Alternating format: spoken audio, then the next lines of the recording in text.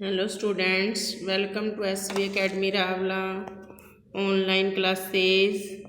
आज मैं class 12th विच subject Punjabi दा कहानी संसार दा पाठ नंबर 7 दा सैकेंड पार्ट पढ़ावांगी।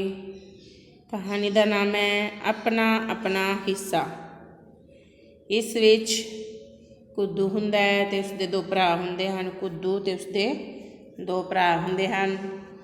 उसदे दोनों वड्डे भरा दा चंगा कामकार हुंदा है, जबकि कुद्दू है जो खेत विच काम करदा है ते थोड़ी आर्थिक स्थिति उसकी कमज़ोर हुंदी है।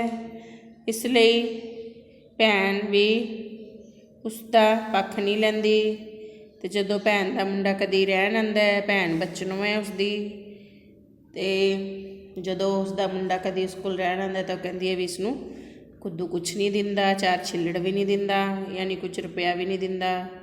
पर कुद्दू की करे, उसकी तो अपनी ही पूरी नहीं पैंदी। उसकी माँ हुण मर चुकी है ते सारे उसका जो इकट्ठ है गज वज के करना चाहते हैं। इसलिए उसके दोनों भरा उस नाल सलाह करन वास्ते आते हैं। उसका वड्डा भरा सरवण सिंह जो कि ओवरसीयर है ते अपना कोठी बना के शहर विच रह रहा है। छोटा भरा विचाले वाला है जो करम सिंह उस नाल पढ़िया है, उस नाल इकट्ठे स्कूल जाते सन, वो तो इकट्ठे ही रहते सन। पर हुण वो जो है वधिया उसदे फार्म हाउस है, मुर्गी खाना भी है, तो उसदे भी बड़े मज़े हैं। पर जो कुद्दू हुंदा है बेचारा एवें रह जाता है।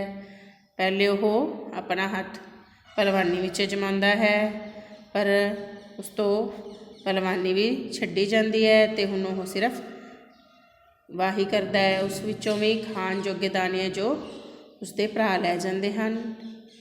नाले उसनूं कहते हैं कि इसनूं असीं अपने रिश्तेदारां नूं कहते हैं कि असीं कुद्दू नूं जमीन है जो मुफ्त दित्ती बैठे हाँ। पर कुद्दू नूं इन्हां गल्लां दा बहुत गुस्सा आंदा है। हुण आपां अगे पढ़ांगे लैसन। बुक पेज 47 ते है। ओ मां दिया शिव जी, इत्थे किले नूं ही ठक ठक करी जाना है, असीं होर भी काम करने। करम सिंह ने कुद्दू नूं आवाज़ मारी। जदों कई देर तक किले नूं ठोकदा रहिंदा, उन्हां कोल आंदा नहीं तां फिर उन्हूं कहंदा करम सिंह। कुद्दू मिट्टी नाल लिबड़े हथ तेड़ दी चादर नाल पूंझदा उठ खड़ा होया ते हौली हौली तुरदा ड्योड़ी विच आण के उन्हां कोल खड़ा हो गया। बह जा। करम सिंह ने कुद्दू नूं मंजे ते बैठ जाण लई इशारा किता। बचनों भी बुक्कल सवार दी प्यो दी पवांदी आ बैठी। उन्हां दा प्यो बेचारा चुपचाप बैठा रहिंदा, कुछ नहीं बोलदा।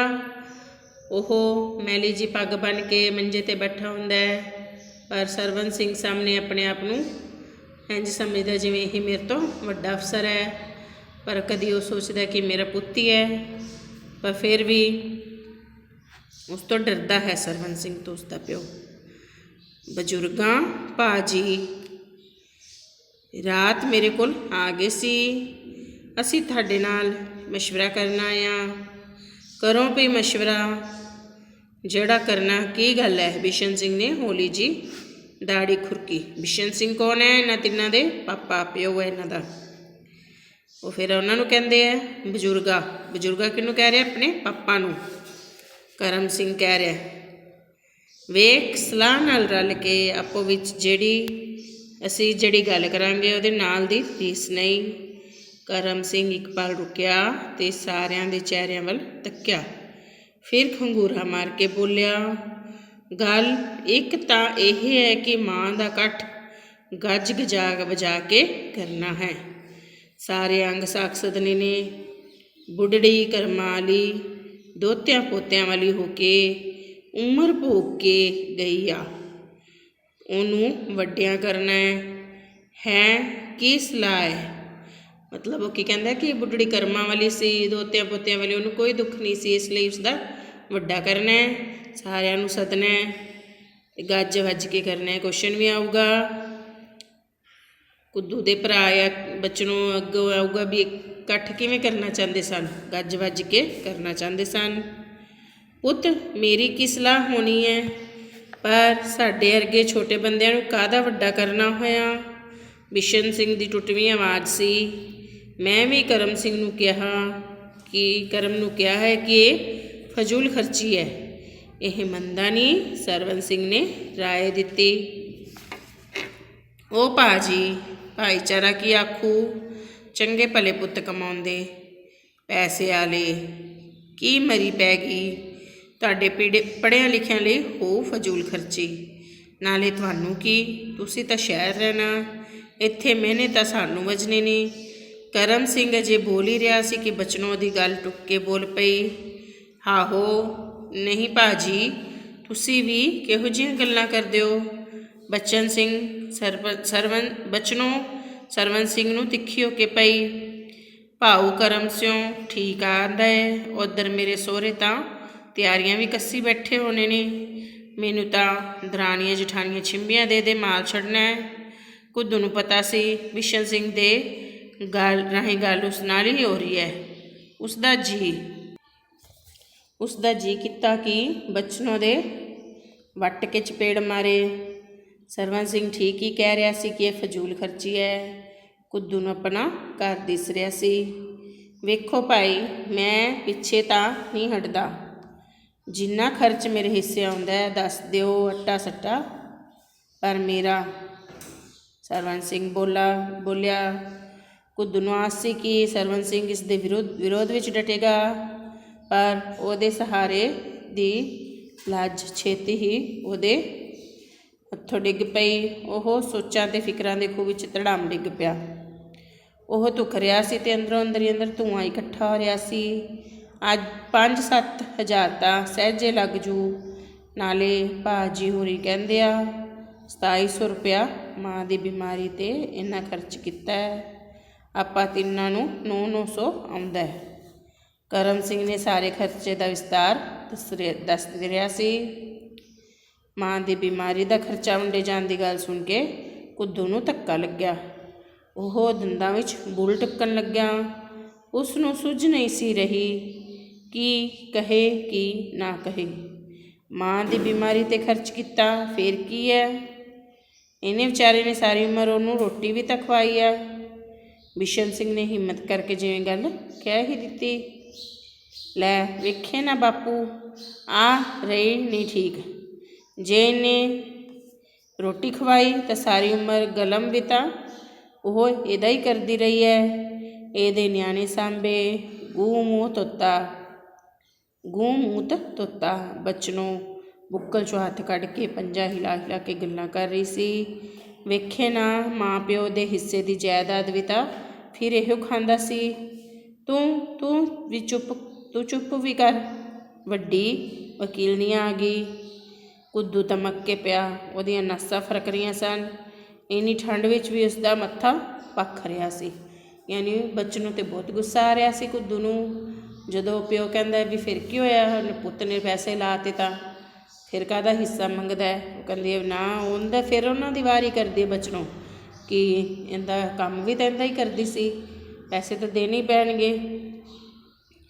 ਲੈ ਮੈਂ ਨਹੀਂ ਬਹਿੰਦੀ। ਵੇਖੇ ਨਾ, ਇਹਨੂੰ ਤਾਂ ਮੈਂ ਜ਼ਹਿਰ ਲੱਗਦੀਆਂ ਨਿਰੀ। ਵੇਖੇ ਨਾ, ਮੈਂ ਨਹੀਂ ਬਹਿੰਦੀ।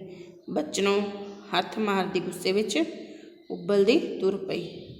ਤਣਾਅ ਵਾਲਾ ਮਾਹੌਲ ਬਣ ਜਾਣ ਕਰਕੇ ਕਰਮ ਸਿੰਘ ਨੇ ਗੱਲ ਟਾਲਣੀ ਚਾਹੀ ਕਿ ਬਚਨੋਂ ਮੂੰਹ ਪੁਆ ਕੇ ਫਿਰ ਬੋਲ ਪਈ। ਵੇਖੇ ਨਾ, ਮੇਰਾ ਹਿੱਸਾ ਵੀ ਆ। ਇੱਦਾਂ ਜ਼ਮੀਨ 'ਚ ਤੂੰ ਬਹੁਤ ਆਇਆ। ਵਕੀਲਨੀ ਸਹੀ। ਚਲੋ ਛੱਡੋ, ਬਾਕੀ ਗੱਲਾਂ ਫਿਰ ਕਰ ਲਾਂਗੇ। ਸ਼ਾਂਤ ਹੋਵੋ। ਅਤੇ ਕਰਮ ਸਿੰਘ ਐਤਕੀ ਸਿੱਧਾ ਕੁੱਦੂ ਨੂੰ ਸੰਬੋਧਨ ਕਰਦਾ ਹੋਇਆ, ਭਾਜੀ ਕੋਲ ਤਾਂ ਟਾਈਮ ਨਹੀਂ। ਬੁੱਢੜੀ ਦੇ ਫੁੱਲ ਦੱਸ, ਤੂੰ ਗੰਗਾ ਲੈ ਕੇ ਜਾਣੇ ਹੈ ਜਾਂ ਮੈਂ? 2 ਮਿੰਟ ਕੁੱਦੂ ਚੁੱਪ ਕਰਕੇ ਬੈਠਾ ਰਿਹਾ। ਉਹਦੇ ਅੰਦਰ ਅਨੇਕਾਂ ਵਿਚਾਰ ਇੱਕ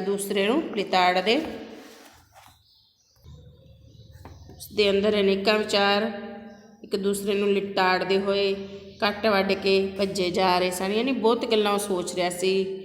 ਪਲ ਭਰ ਲਈ ਬਾਹਰਲੀ ਧੁੰਦ ਉਸਦੇ ਅੰਦਰ ਪਸਰ ਗਈ। ਉਹ ਸੁੰਨ ਹੋਇਆ ਗੁੰਮਸੁੰਮ ਬੈਠਾ ਰਿਹਾ ਅਤੇ ਫਿਰ ਜਿਵੇਂ ਉਹਦਾ ਦੁੱਖ ਦਾ ਅੰਦਰ ਮੱਚ ਪਿਆ ਹੋਵੇ, ਉਹ ਇੱਕਦਮ ਉੱਠ ਕੇ ਖੜੋ ਗਿਆ। ਵੇਖੋ ਜੀ, ਤੁਹਾਡੇ ਤੋਂ ਕੋਈ ਗੁੱਝੀ ਛੇਪੀ ਗੱਲ ਨਹੀਂ। ਆਪਾਂ ਮਰੜੇ। ਆਪਣੇ ਤੋਂ ਤਾਂ ਅਜੇ ਨਹੀਂ ਜੇ ਇਹ ਗੰਗਾ ਗੁੰਗਾ ਗੁਦੀਆਂ। ਉਹ ਪਲ ਭਰ ਲਈ ਰੁਕਿਆ, ਸੰਗ 'ਚ ਰੁਕਿਆ, ਥੁੱਕ ਲੰਘਾਇਆ ਤੇ ਸਿਰ ਝਟਕ ਕੇ ਬੋਲਿਆ, ਜੇ ਬਹੁਤੀ ਗੱਲ ਹੈ ਤਾਂ ਬੁੱਢੜੀ ਦੇ ਫੁੱਲ ਤੁਸੀਂ ਗੰਗਾ ਪਾਓ ਤੇ ਇਹ ਬੁੱਢੜਾ ਬੈਠਾ ਤੁਹਾਡੇ ਸਾਹਮਣੇ ਜਿਉਂਦਾ ਜਾਗਦਾ। ਉਸ ਬਿਸ਼ਨ ਸਿੰਘ ਵੱਲ ਇਸ਼ਾਰਾ ਕੀਤਾ, ਇਹਦੇ ਮੈਂ ਇਕੱਲਾ ਹੀ ਗੰਗਾ ਪਾऊँ। ਤਿੰਨੋਂ ਪਿਓ ਪੁੱਤ ਹੈਰਾਨ ਹੋਏ, ਉਹਦੇ ਮੂੰਹ ਵੱਲ ਵੇਖ ਰਹੇ ਸਨ, ਪਰ ਉਹ ਰੁਕਿਆ ਨਹੀਂ। ਸੱਚੀ ਗੱਲ ਹੈ, ਅਜੇ ਆਪਣੀ ਪੁੱਜਤ ਨਹੀਂ। ਤੇ ਜੇ ਇਹ ਸੌਦਾ ਨਹੀਂ ਮਨਜ਼ੂਰ ਤਾਂ ਸਰਦਾਰ ਜੀ ਉਹ ਕਿੱਲੀ ਤੇ ਮੇਰੇ ਤੀਜੇ ਹਿੱਸੇ ਦੇ ਫੁੱਲ ਲਿਆ ਕੇ ਟੰਗ ਦਿਓ। ਜਦੋਂ ਮੇਰੀ ਪਹੁੰਚ ਪਈ ਮੈਂ ਆਪੇ ਪਾऊँ। ਤੇ ਉਹ ਉਹਨਾਂ ਦੇ ਵੇਂਦਿਆਂ ਵੇਂਦਿਆਂ ਮੂੰਹ ਕੁੱਟ ਕੇ ਅੰਦਰ ਨੂੰ ਤੁਰ ਪਿਆ। ਇਸ ਤਰ੍ਹਾਂ ਉਸਨੇ ਲਾਸਟ ਵਿੱਚ ਆਪਣੀ ਗੱਲ ਕਹਿ ਦਿੱਤੀ, ਕਿਉਂਕਿ ਉਸਦੇ ਕੋਲ ਪੁੱਜਤ ਨਹੀਂ ਸੀ, ਯਾਨੀ ਉਸ ਕੋਲ ਪੈਸੇ ਨਹੀਂ ਸਨ ਜਿਸ ਨਾਲ ਉਹ ਗੰਗਾ ਜਾਂਦਾ, ਯਾਨੀ ਹਰਿਦੁਆਰ ਜਾਂਦਾ। ਹਰਿਦੁਆਰ ਜਾ ਕੇ ਪੈਸੇ ਲੱਗਦੇ ਹੀ ਹੈ, ਤੁਹਾਨੂੰ ਪਤਾ ਹੀ ਹੈ। ਫਿਰ ਉਹ ਕੀ ਕਹਿੰਦਾ ਕਿ ਮੈਂ ਬੁੱਢੇ ਦੇ ਆਪੇ ਫੁੱਲ ਪਾਇਆ, ਤੁਸੀਂ ਬੁੱਢੀ ਦੇ ਪਾਣੇ ਤਾਂ ਪਾ ਦਿਓ, ਨਹੀਂ ਤਾਂ ਤੀਜੇ ਹਿੱਸੇ ਦੇ ਜੋ ਮੇਰੇ ਫੁੱਲ ਹੈ ਕਿੱਲੀ 'ਤੇ ਟੰਗ ਦਿਓ। ਇਸ ਤਰ੍ਹਾਂ ਆਪਣਾ ਆਪਣਾ ਹਿੱਸਾ ਕਹਾਣੀ ਖਤਮ ਹੁੰਦੀ ਹੈ। ਅਤੇ ਇਸ ਕਹਾਣੀ ਵਿੱਚ ਕੀ ਹੈ ਕਿ ਬਚਨੋਂ ਵੀ ਆਪਣਾ ਹਿੱਸਾ ਦੇਖੋ ਮੰਗ ਰਹੀ ਹੈ ਲਾਸਟ ਵਿੱਚ ਆ ਕੇ। ਹੁਣ ਇਸ ਦੇ ਕੁਐਸਚਨ ਆਨਸਰ ਕਰਾਂਗੇ ਆਪਾਂ। ਪਹਿਲਾ ਪ੍ਰਸ਼ਨ ਕੀ ਹੈ ਕਿ ਮੱਝ ਦੀ ਧਾਰ ਕੱਢ ਰਹੇ ਕੁੱਦੂ ਨੂੰ ਬਚਨੋਂ ਕੀ ਮਸ਼ਵਰਾ ਦਿੰਦੀ ਹੈ। ਮੱਝ ਦੀ ਧਾਰ ਕੱਢ ਰਹੇ ਕੁੱਦੂ ਨੂੰ ਬਚਨੋਂ ਕੀ ਮਸ਼ਵਰਾ ਦਿੰਦੀ ਹੈ। ਕੀ ਮਸ਼ਵਰਾ ਦਿੰਦੀ ਹੈ ਕਿ ਤੂੰ ਆਪਣੇ ਭਰਾਵਾਂ ਨਾਲ ਹਿਸਾਬ ਕਿਤਾਬ ਕਰ ਲੈ, ਕਿਉਂਕਿ ਮਾਂ ਦੇ ਫੁੱਲ ਹਰਿਦੁਆਰ ਲੈ ਕੇ ਜਾਣੇ ਹੈ। ਲਿਖੋ ਇਸ ਦਾ ਆਨਸਰ। ਆਨਸਰ ਲਿਖੋਗੇ ਬਚਨੋਂ ਕੁੱਦੂ ਨੂੰ ਮਸ਼ਵਰਾ ਦਿੰਦੀ ਹੈ ਕਿ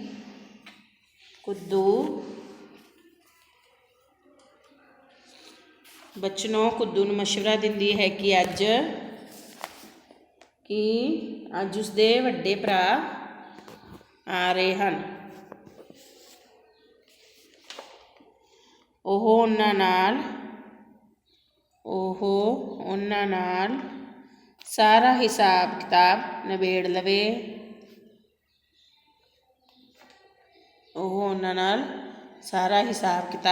ਲਵੇ। ਕਿਉਂਕਿ ਮਾਂ ਦਾ ਇਕੱਠ ਵੀ ਕਰਨਾ ਹੈ ਤੇ ਉਸਦੇ ਫੁੱਲ ਵੀ ਹਰਿਦੁਆਰ ਲੈ ਕੇ ਜਾਣੇ। ਵਾਪਿਸ ਫਿਰ ਸੁਣੋਗੇ ਇਸ ਦਾ ਕੁਐਸਚਨ ਦਾ ਆਨਸਰ। ਬਚਨੋਂ ਕੁੱਦੂ ਨੂੰ ਮਸ਼ਵਰਾ ਦਿੰਦੀ ਹੈ ਕਿ ਅੱਜ ਉਸਦੇ ਵੱਡੇ ਭਰਾ ਆ ਰਹੇ ਹਨ।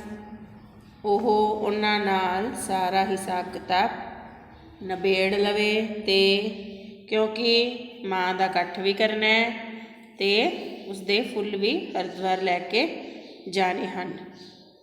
ਸੈਕਿੰਡ ਨੰਬਰ ਕੁਐਸਚਨ ਹੈ, ਸਰਵਣ ਸਿੰਘ ਕੀ ਕੰਮ ਕਰਦਾ ਸੀ। ਸਰਵਣ ਸਿੰਘ ਕੌਣ ਸੀ। ਸਰਵਣ ਸਿੰਘ ਕੁੱਦੂ ਦਾ ਵੱਡਾ ਭਰਾ ਸੀ। ਪਤਾ ਹੈ ਨਾ ਸਭ ਤੋਂ ਵੱਡਾ ਭਰਾ ਕੌਣ ਹੁੰਦਾ, ਸਰਵਣ ਸਿੰਘ। ਅਤੇ ਉਸਦੀ ਆਰਥਿਕ ਹਾਲਤ ਕਿਹੋ ਜਿਹੀ ਸੀ। ਸਰਵਣ ਸਿੰਘ ਕੀ ਕੰਮ ਕਰਦਾ ਸੀ ਅਤੇ ਉਸਦੀ ਆਰਥਿਕ ਹਾਲਤ ਕਿਹੋ ਜਿਹੀ ਸੀ। ਉੱਤਰ ਲਿਖੋਗੇ ਸਰਵਣ ਸਿੰਘ ਓਵਰਸੀਅਰ ਸੀ। ਸਰਵਣ ਸਿੰਘ ਓਵਰਸੀਅਰ ਸੀ ਅਤੇ ਉਸਦੀ ਰਸੂਖ ਵਾਲੇ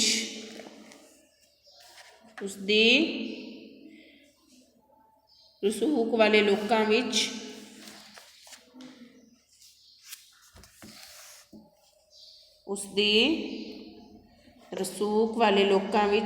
ਉੱਠਣੀ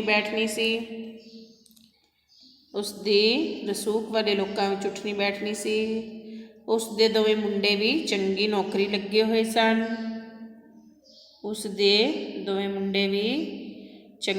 ਲੱਗੇ ਹੋਏ ਸਨ। ਉਸਦੇ ਘਰ ਦੀ ਹਾਲਤ ਬਹੁਤ ਚੰਗੀ ਸੀ। ਉਹ ਸ਼ਹਿਰ ਵਿੱਚ ਕੋਠੀ ਵਿੱਚ ਰਹਿੰਦਾ ਸੀ। ਉਸਦੇ ਘਰ ਦੀ ਹਾਲਤ ਬਹੁਤ ਚੰਗੀ ਸੀ। ਉਹ ਸ਼ਹਿਰ ਕੋਠੀ ਵਿੱਚ ਰਹਿੰਦਾ ਸੀ। ਇੱਕ ਵਾਰ ਫਿਰ ਇਸ ਦਾ ਆਨਸਰ ਸੁਣੋਗੇ। ਸਰਵਣ ਸਿੰਘ ਓਵਰਸੀਅਰ ਸੀ। ਉਸਦੀ ਰਸੂਖ ਵਾਲੇ ਲੋਕਾਂ ਵਿੱਚ ਉੱਠਣੀ ਬੈਠਣੀ ਸੀ। ਉਸ ਦੇ ਦੋਵੇਂ ਮੁੰਡੇ ਵੀ ਚੰਗੀ ਨੌਕਰੀ 'ਤੇ ਲੱਗੇ ਹੋਏ ਸਨ। ਉਸ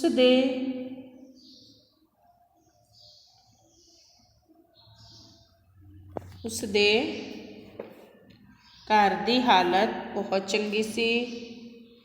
ਉਸ ਦੇ ਘਰ ਦੀ ਹਾਲਤ ਬਹੁਤ ਚੰਗੀ ਸੀ। ਉਹ ਸ਼ਹਿਰ ਵਿੱਚ ਕੋਠੀ ਵਿੱਚ ਰਹਿੰਦਾ ਸੀ। ਲਿਖ ਲਿਆ ਸਭ ਨੇ। 3rd ਨੰਬਰ ਕੁਐਸਚਨ ਹੈ, ਕਰਮ ਸਿੰਘ ਦੀ ਪੜ੍ਹਾਈ ਲਿਖਾਈ ਕਿਵੇਂ ਹੋਈ ਸੀ? ਉਸ ਨੇ ਆਪਣੇ ਘਰ ਲਹਿਰ ਬਹਿਰ ਕਿਵੇਂ ਕੀਤੀ? ਯਾਨੀ ਉਹਨੇ ਆਪਣੇ ਘਰ ਵਿੱਚ ਲਹਿਰ ਬਹਿਰ ਯਾਨੀ ਪੈਸਾ ਕਿਵੇਂ ਕੀਤਾ? ਕਰਮ ਸਿੰਘ ਦੀ ਪੜ੍ਹਾਈ ਲਿਖਾਈ ਕਿਵੇਂ ਹੋਈ ਸੀ? ਉਸ ਨੇ ਆਪਣੇ ਘਰ ਲਹਿਰ ਬਹਿਰ ਕਿਵੇਂ ਕੀਤੀ? ਆਨਸਰ ਲਿਖੋਗੇ। ਕਰਮ ਸਿੰਘ ਪੜ੍ਹਾਈ ਵੱਲੋਂ ਲਾਪਰਵਾਹ ਸੀ। ਕਰਮ ਸਿੰਘ ਪੜ੍ਹਾਈ ਵੱਲੋਂ ਲਾਪਰਵਾਹ ਸੀ। ਉਹ ਸਕੂਲ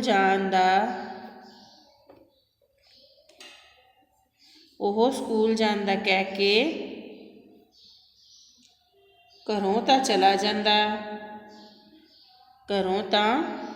ਜਾਂਦਾ ਪਰ ਲੁਕ ਕੇ ਹਾਨੀਆਂ ਨਾਲ ਯਾਨੀ ਦੋਸਤਾਂ ਨਾਲ ਖਿੱਦੋ ਖੁੰਡੀ ਖੇਡਦਾ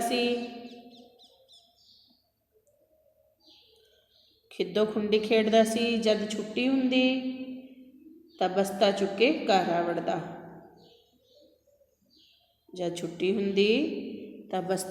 ਚੱਕ ਕੇ ਲੈ ਕੇ ਘਰ ਆ ਵੜਦਾ। ਉਸਨੇ ਵਿੱਚੋਂ ਹੀ ਪੜ੍ਹਾਈ ਛੱਡ ਦਿੱਤੀ। ਕਿਸਨੇ ਛੱਡੀ ਸੀ? ਕਰਮ ਸਿੰਘ ਨੇ ਵਿੱਚੋਂ ਹੀ ਪੜ੍ਹਾਈ ਛੱਡ ਦਿੱਤੀ ਤੇ ਘਰ ਦੇ ਕੰਮਾਂ ਵਿੱਚ ਮਦਦ ਕਰਨ ਲੱਗ ਪਿਆ। ਬਾਅਦ ਵਿੱਚ ਉਹ ਸਮਗਲਿੰਗ ਦਾ ਮਾਲ ਢੋਣ ਲੱਗ ਪਿਆ। ਸਮਗਲਿੰਗ ਦਾ ਮਾਲ ਕਰਨ ਲੱਗ ਗਿਆ ਸੀ ਇੱਧਰ ਉੱਧਰ। ਫਿਰ ਵਿੱਚੋਂ ਪੱਤੀ ਰੱਖਣ ਲੱਗ ਗਿਆ ਯਾਨੀ ਆਪਣਾ ਹਿੱਸਾ ਰੱਖਣ ਲੱਗ ਗਿਆ। ਬਾਅਦ ਵਿੱਚ ਉਹ ਸਮਗਲਿੰਗ ਦਾ ਮਾਲ ਢੋਣ ਲੱਗ ਪਿਆ। ਹੌਲੀ ਹੌਲੀ ਉਸਨੇ ਬਲੈਕ ਦੇ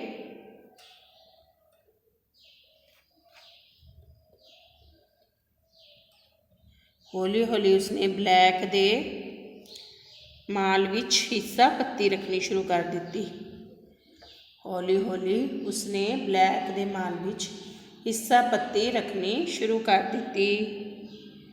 ਉਸਨੇ ਡੈਰੀ ਤੇ ਮੁਰਗੀਖਾਨਾ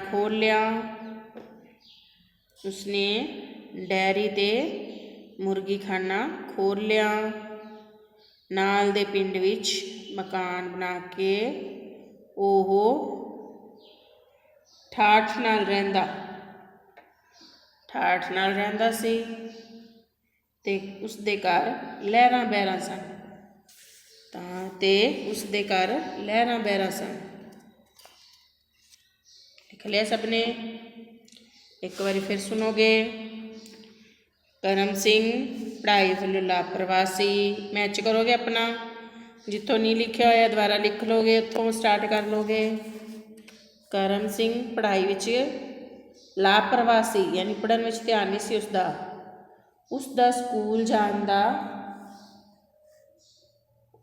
ਸਕੂਲ ਜਾਣ ਦਾ ਕਹਿ ਕੇ ਘਰੋਂ ਤਾਂ ਚਲਾ ਜਾਂਦਾ ਪਰ ਲੁਕ ਕੇ ਹਾਨੀਆਂ ਨਾਲ ਖਿੱਦੋ ਖੁੰਡੀ ਖੇਲਦਾ ਸੀ।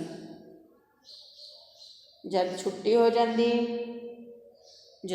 ਹੋ ਜਾਂਦੀ ਤਾਂ ਬਸਤਾ ਚੁੱਕ ਕੇ ਘਰ ਆ ਵੜਦਾ। ਉਸਨੇ ਵਿੱਚੋਂ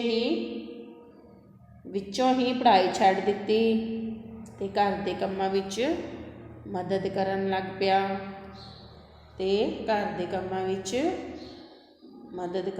ਪਿਆ। ਬਾਅਦ ਵਿੱਚ ਉਹ ਸਮਗਲਿੰਗ ਦਾ ਮਾਲ ਢੋਣ ਲੱਗ ਪਿਆ। ਹੌਲੀ ਹੌਲੀ ਉਸਨੇ ਬਲੈਕ ਦੇ ਮਾਲ ਵਿੱਚ ਹਿੱਸਾ ਪੱਤੀ ਰੱਖਣੀ ਸ਼ੁਰੂ ਕਰ ਦਿੱਤੀ। उसने डेयरी ते मुर्गी खाना खोल लिया। नाल दे पिंड विच मकान बना के ओह नाल ठाठ नाल रहिंदा। नाल दे पिंड विच मकान बना के ओह ठाठ नाल रहिंदा सी ते उसदे घर लहरां बहरां सन। ते उसदे घर लहरां बहरां सन। अज आपां 3 ही क्वेश्चन करांगे, अगले 4 अगली वीडियो च करांगे। ये तुसीं अपनी नोटबुक च कर लैने हैं, लर्न भी करने हैं, लिखने भी है। कहानी नूं भी एक सार पढ़ के देखना है, समझना है कि इस विच बचनों ने कुद्दू नूं की किया, बिशन सिंह ने आपदे पुत्रां नूं की किया, ते ओवरसीयर या सरवन सिंह है जो किवें रहिंदा सी, सब तुहानूं पता होना चाहिए स्टोरी विच की आया है। तुसी अपने 3 क्वेश्चन लिखने भी अपनी नोटबुक च। Thank you students.